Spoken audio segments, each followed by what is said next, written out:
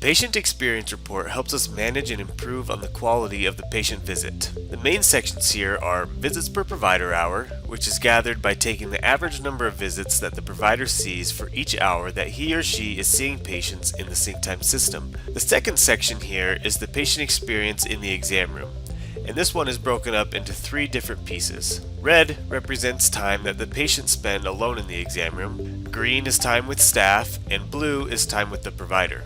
Now, if we wanted to see a specific site, department, or even provider, what we can do is we can change these menu options on the left-hand side of the screen here, and we can select which department and providers we want to see this information for. Similarly, we can use the buttons in this column here to sort the information. So we can view this top row annually, quarterly, monthly, or even weekly, and we can view this bottom column by site, department, and provider.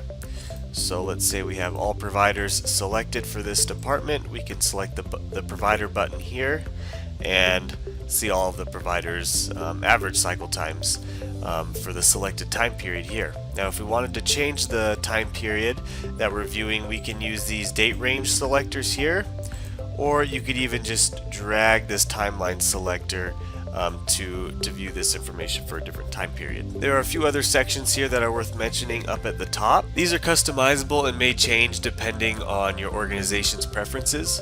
On this report, we have visits by provider hour as a line graph. Then we also have percent of patient time with care team and total minutes that the patient is in the room. The green line here in these graphs represent the goals set by your organization. You can quickly focus on various parts of the graph by clicking on them. So if we quickly wanted to see how Dr. Susan has been doing on her cycle times, we could just click on her graph down here and it will sort to just see her information up here above as well. And then by hovering over a certain report, it'll bring up the details for you in a window like this. And to return to the normal view, just click somewhere else on the graph that's not directly related to the individual. This concludes a brief tutorial on the patient experience dashboard.